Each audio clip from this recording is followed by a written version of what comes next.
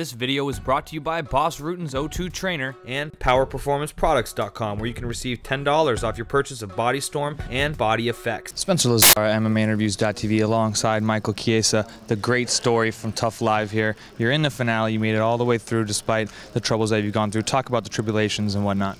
You know, it's definitely been a rough journey. Things got off to a bad start, obviously. One thing's for sure, I got sick of crying on camera. You know, it definitely got old, but, you know, I don't think many people would hold it against me. It's been a journey, but, you know, I'm just blessed to be here. You know, I found a way to win those fights and just push through the training, and I owe a lot to my team and my coaches. You know, I had some bad days, and they were always there to lift me up and keep me back on my feet and keep me thinking positive, so I owe a lot to Faber and the coaches as well as all my teammates. You have a great record. You're undefeated, if I'm not mistaken. So how have you come to have this heart, this grit? Have there been some tough wars early in your career?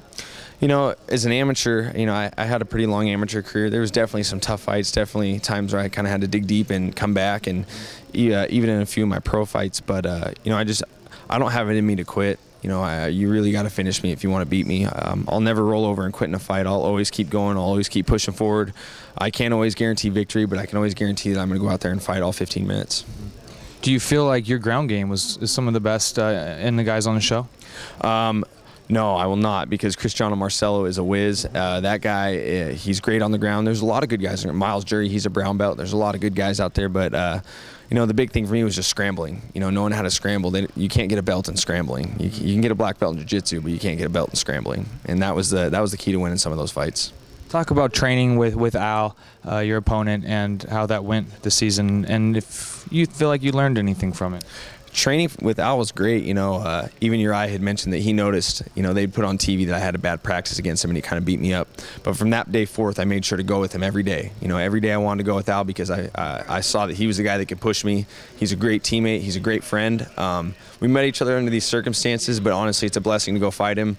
I kind of wouldn't want it any other way. I'd rather fight one of my teammates in the finale than one of Team Cruz's guys, because that just means as a team, we really propelled each other to get to this point. Yeah. Do you feel like there was less drama? It seemed like the guys got along really well compared to some of the other seasons. There just wasn't much drama that we saw on the show.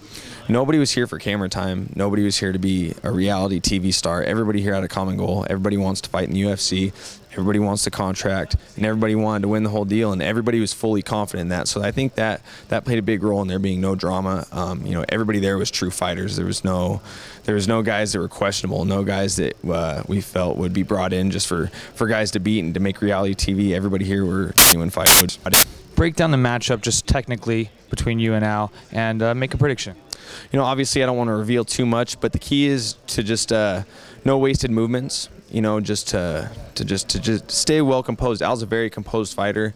He's well rounded, but I know I am as well. So the key is to just stay composed, be ready for heavy fire, and just put on a good fight and keep pushing forward. Well, you must be expecting him to want to stand. From everything we've seen and heard, it seems like he's going to want to keep this thing standing, and you've done really well on the ground. You know, I wouldn't mind standing with him, but you know, obviously we want to put our strengths into play.